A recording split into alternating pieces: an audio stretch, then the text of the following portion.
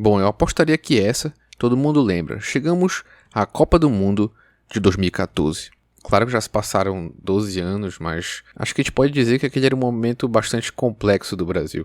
Eu lembro bem do vídeo do Ronaldo falando que não se fazia Copa com hospitais. A Copa das Confederações, que era uma competição que ainda existia e o Brasil foi campeão em cima da Espanha. E, claro, as jornadas de junho de 2013. Eu lembro que a maioria dos meus amigos e primos foram nessas manifestações. E na minha cidade, pelo que eu recordo, elas foram bem pacíficas. Eu não participei, eu não fui em nenhum dos dias. Eu nem vou mentir, né, que eu tivesse uma visão além do alcance e que eu imaginasse que talvez o que isso poderia dar, mas eu acho que eu não fui por preguiça mesmo.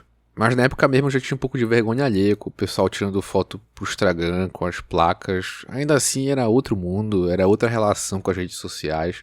A gente ainda se permitia ser um pouco ridículo, mas eu tenho bastante curiosidade sobre essa época. Um dia eu pretendo estudar com mais afinco isso e quem sabe não vira um vídeo aqui. Mas o tema é Copa do Mundo e eu acho que isso corroborou com o clima que a seleção brasileira se encontrava, esse clima nervoso, e o próprio fantasma da Copa de 50, do Maracanazo, também era outro fator importante. Essa foi a primeira Copa do Neymar, e apesar de ter estreado com um gol contra do Marcelo, estava tudo aparentemente indo bem, mas os analistas esportivos já apontavam que tinha algo de muito errado nessa seleção.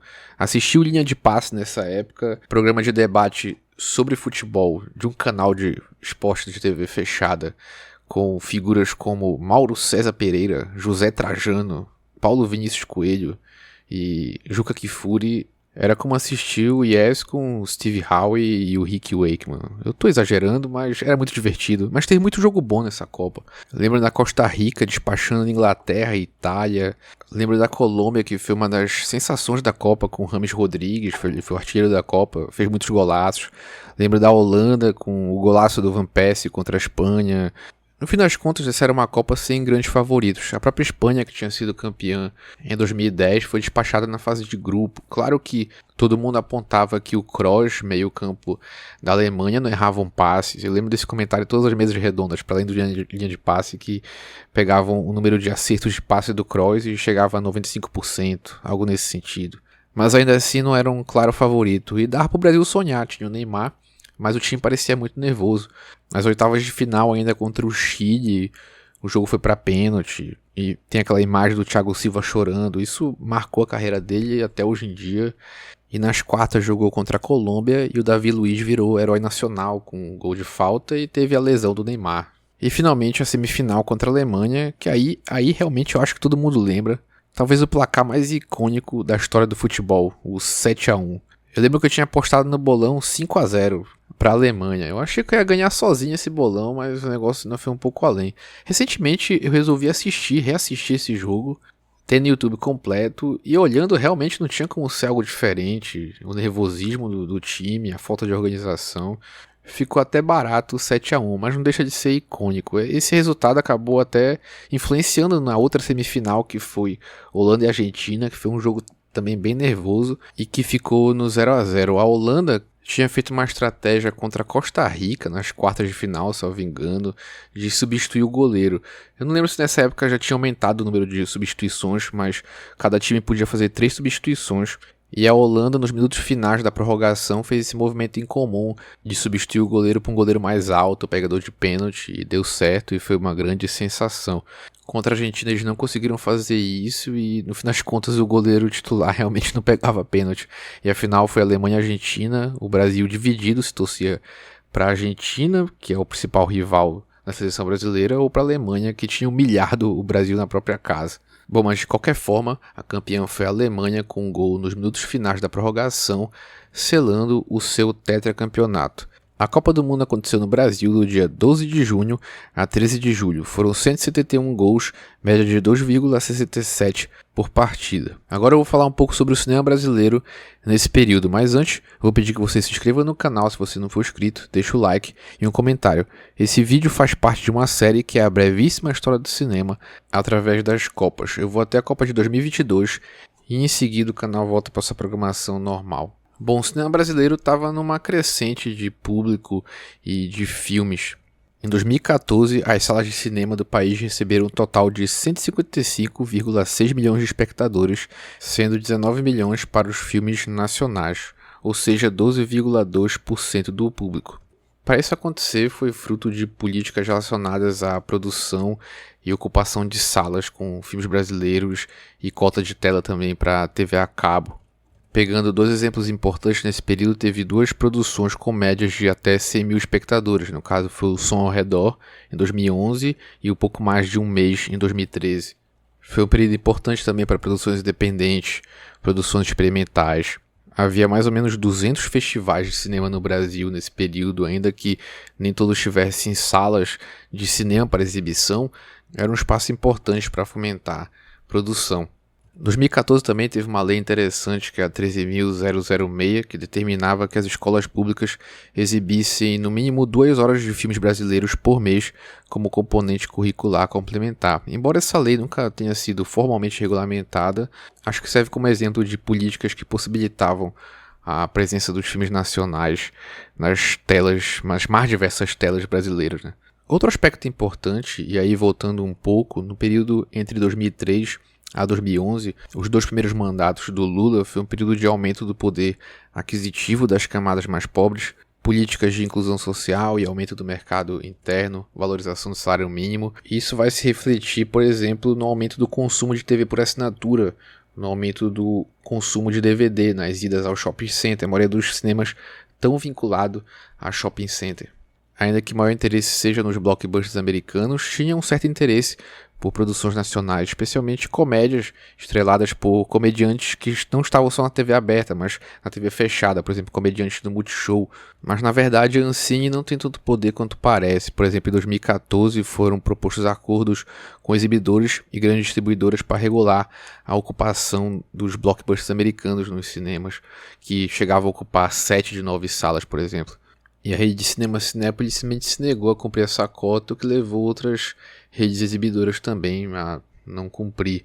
De fato, é difícil lidar com essa presença do cinema americano, porque pode gerar problemas econômicos e diplomáticos para o Brasil. Então a Ancine não tem tanto poder quanto parece, mas de qualquer forma vale o esforço. Bom, outro número importante para trazer aqui é o número de salas de cinema, que segundo o IBGE, em 2014 eram de 2.819 salas espalhadas pelo país, sendo 1.039 salas para projeção em 3D. Esse outro marco interessante, em 2009 saiu o Avatar do James Cameron, que tinha uma nova tecnologia para o 3D, e isso começou, todos os filmes começaram a sair em 3D, especialmente os blockbusters. Eu lembro até que se vendia televisão em 3D.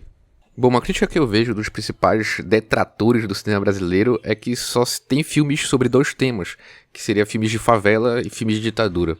Isso é uma completa má vontade e um tremendo espantalho. Em 2014 mesmo tem filmes de todo tipo, desde comédia, romance, documentário, cinebiografia, adaptação literária. E para ilustrar um pouco desse aspecto, eu escolhi um filme de suspense e terror lançado em 2014. O filme é Quando Eu Era Vivo. A sinopse é a seguinte: Júnior volta a morar com a família depois que perdeu o emprego e se separou da esposa. Ao chegar na casa, que um dia já foi seu lar, ele se sente um estranho e passa seus dias no sofá do velho sênior, remoendo a separação, o desemprego e sonhando com a jovem inquilina Bruna. Após achar alguns objetos que pertenciam à sua mãe, Júnior passa a querer saber tudo sobre a história da família e desenvolve uma estranha obsessão pelo passado, passando a confundir delírio e realidade. O roteiro é uma adaptação do livro do Lourenço Mutarelli, quadrinista, escritor, autor. Esse filme é considerado um filme independente, eu acho que é mais um exemplo de como essa estrutura estava bem organizada para poder ser produzido esse tipo de filme. E mesmo sendo um filme com orçamento mais enxuto, conta, por exemplo, com Antônio Fagundes no elenco, a Sandy também. Então acho que é um exemplo interessante, não só sobre a diversidade do que estava sendo produzido naquele momento, mas também como filmes independentes conseguiam ter uma boa produção. E esse filme tem alguns aspectos bem interessantes. Eu lembro que um tempo desse, acho que anos atrás, tinha uma tendência surgindo no horror que era conhecida como analog horror, que era justamente evocar esse medo do analógico, especialmente fitas VHS, vinil, essas coisas assim.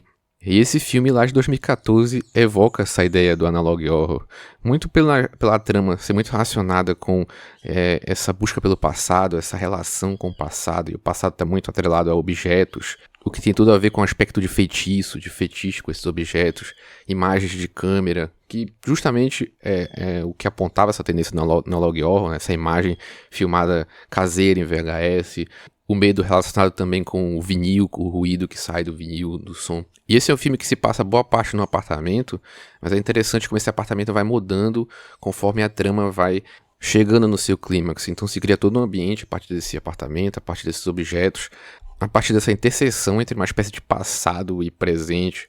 A própria Sandy estando no elenco, a parte musical é explorada a partir disso. Ela é uma musicista na história, ela é uma estudante de música. Acho que a própria interpretação do protagonista também é bastante interessante. Ele é interpretado pelo Marat Descartes, que também é um ator de novelas. Ele tem essa presença que remete muito ao Norman Bates do Psicose, ao mesmo tempo que ele vai se transformando também conforme essas lembranças vão ficando mais vívidas, conforme ele vai entrando em mais contato com esses objetos de memória. Então esse é o Quando Eu Era Vivo, dirigido pelo Marco Dutra. Acho que é um tipo de produção que representa bem esse aspecto do cinema independente, esse aspecto talvez até essa ideia de um filme B, que é um orçamento mais enxuto, o que se reflete também na própria história do filme, que é uma trama mais contida, mas acho que nem todo filme precisa ser eloquente. Eu acho que esse tipo de produção permite bastante experimentação, bastante aspectos autorais, tanto na trama quanto na realização. E esse é o tipo de produção para esse tipo de história. Eu acho que reflete uma certa saúde da estrutura cinematográfica, esse tipo de filme ser realizado. Bom, agora sobre O Campeão. O filme que eu escolhi para representar a Alemanha foi O Fênix, dirigido pelo Christian Petzold. Na trama, acompanhamos Nelly, uma sobrevivente judia de Auschwitz, que retorna a Berlim com o rosto desfigurado.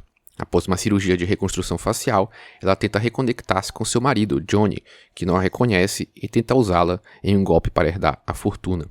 Bom, esse é um filme bastante reverenciado desse período, e acho que de fato com todos os méritos, apesar de ser o tipo de história que, assim como o pessoal fala do cinema brasileiro, que só fala de favela e ditadura, o cinema alemão às vezes só fala de Segunda Guerra e pós-Segunda Guerra. E eu acho que os dois filmes desse episódio se assemelham justamente por essa relação com o passado. No caso aqui, essa relação com o passado da Segunda Guerra. Mas a maneira que se relaciona é o que eu acho que torna esse filme bastante relevante, que é justamente, eu acho que reverencia um certo aspecto da própria linguagem cinematográfica. Em especial, talvez, o ponto que mais é citado é a relação com o Hitchcock.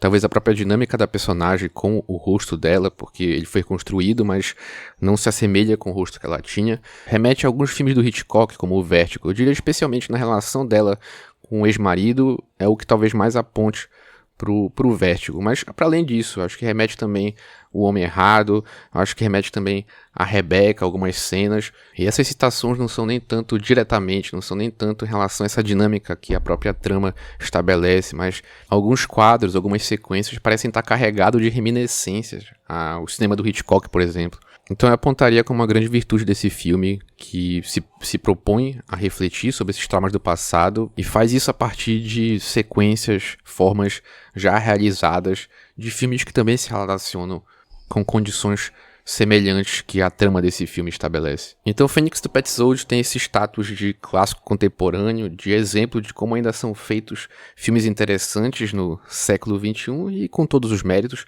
pelo que eu apontei aqui. Então faz todo sentido ele ser o filme que represente a campeã mundial de 2014. E esse episódio de hoje, essa foi a Copa de 2014, realizada no Brasil. Próximo episódio, Rússia 2018. Obrigado pela atenção, vou reforçar os pedidos de like e comentários, e se você tiver interesse, assista os outros vídeos do canal, e o podcast também está na descrição. É isso, tchau, tchau.